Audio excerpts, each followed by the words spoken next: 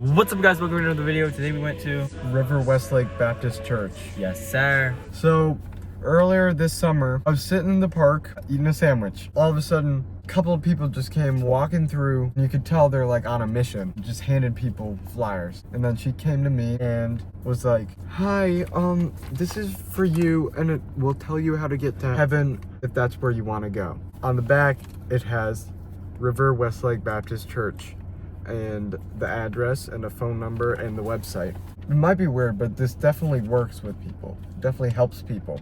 And it did bring me here. You saw the church, very humble architecture. It's like an old, if you were to think of like an old town's church, small, and it's like a little townhouse church.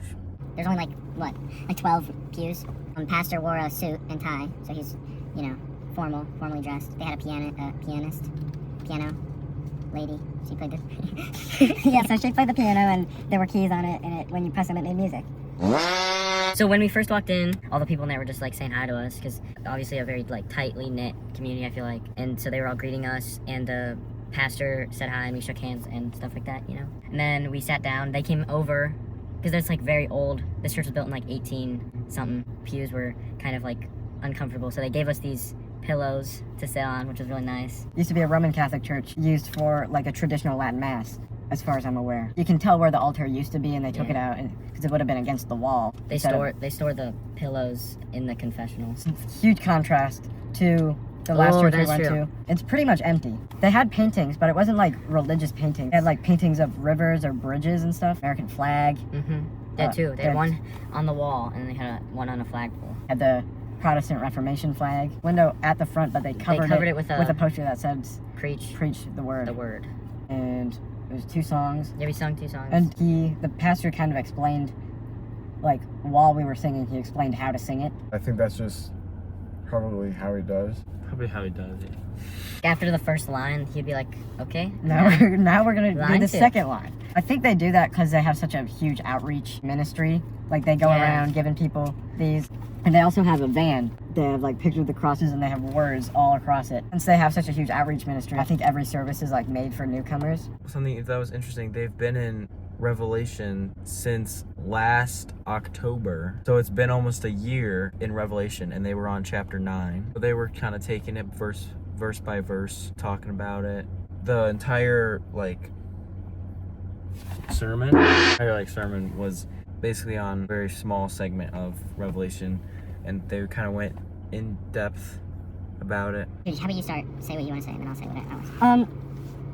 Because the sermon took up that was. Similarly to the non-denominational church we went to, the whole focus of the service is the sermon. They only have one reading from the Bible. They didn't do a gospel reading at all. He talked a lot about born-again believers, like he said that a lot. The Baptist Church believes that you're only saved by believing that Jesus was God and that his sacrifice on the cross is what saved you. Sacraments or confession, those things are bad. He's very passionate. Lots of energy. No way. What? This isn't even their pamphlet. They stuck a sticker on it. Wait, Lebanon? I mean, that's like kind of smart. Pastor's very passionate. There was never like a moment where the sermon fell off. Like, he would just kind of bring it back. There's like a like a stereotype of pastors where they're like slamming on the lectern, and they're sweating, and he was like actually doing that. And this is the first time I've ever seen that. He did have a lectern slam. BAM! So we talked a lot about the end of days, and there's a similar stereotype when you think about this type of pastor. Just talking about the world's gonna end, God's holy fire judgment's gonna rain down. And he's literally been talking about the Revelation for a year. Yeah. This style of preaching, called fire and brimstone preaching, you imagine like an old Southern man and talk about the fires of hell. Yeah. And There are Christians who say this isn't going to help anyone. We should talk about the love of God. But it's not wrong to talk about what can happen, like consequences that can happen. It's an ancient apostolic tradition, like in Orthodoxy and Catholicism, back when it was one church. Priests would hold a skull while preaching to make sure people know you are going to die. The life you have is fleeting. Where are your treasures hidden? I'm gonna touch on the rapture a little bit. Robot's gonna help me. A lot of people talk about the rapture, the idea that Christians will suddenly be snatched up into heaven before a great time of tribulation. But here's the thing. The Bible never actually teaches that. The word rapture itself isn't in Scripture. The misconception mostly comes from a 19th century preacher named John Nelson Darby, whose teaching spread through popular study Bibles and eventually Christian pop culture. What the Bible really says is this: at the end of time, Christ will return once, visibly, in glory. The dead will be raised, the living will be transformed, and Christ will judge the nations. Passages like 1 Thessalonians 4, where Paul says believers will be caught up to meet Christ in the air, aren't describing a secret escape from the world. They're describing the public arrival of the King and the church rushing out to welcome him. So instead of waiting for a secret rapture, Christians should be preparing for the one true event, the second coming of Jesus, the resurrection of the dead, and the renewal of all creation. That's the biblical hope. Revelation, it's talking about all the bad things that are happening, and he's talking about all the bad things that are happening, but he keeps saying, but this isn't for us. Because I believe the church gets raptured up into heaven, and then there's the 7 years of tribulations. The logic, like the idea that the tribulations wouldn't be able to hurt the faithful, is true in the fact that since we have our faith in God, bad things won't hurt us deeply. Yeah, there's always nuance. You gotta like dig deep. And that's a very good point that my partner here just made. Who am I, your sidekick? There's obviously a difference between like a giant cathedral with art on every corner of every wall, and here, barely any art, especially no art of God, and it's just humble. And they both have a good point. Yeah. One is elevating the beauty of God and the art points you upwards, and the other, it keeps it humble, which is a good virtue. We don't need art if we have God, but they both have a valid argument to make. Final thoughts. Yeah, I really enjoy this church.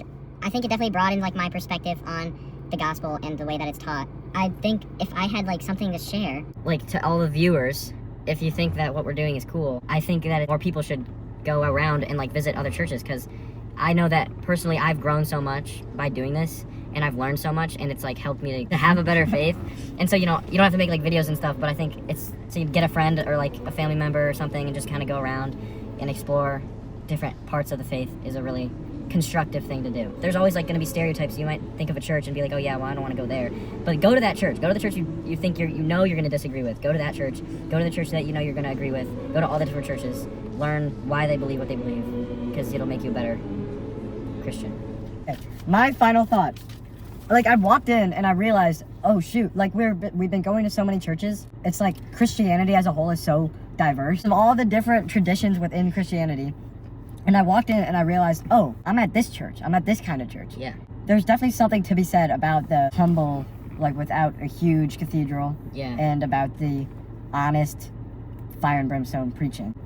And that's pretty common with like Baptist churches specifically. Like they very much value, like what Ben was saying with the born again, they value a conversion experience. If you're born into a Baptist family, they want you to have that moment where like, oh, Jesus is really real and I truly believe. Like they value that a lot. And yeah, those are all very important things. Okay, guys. Next week, we'll actually be going to St. Theodosius, Russian Orthodox in Cleveland. Thank you so much for watching. And we'll see you later.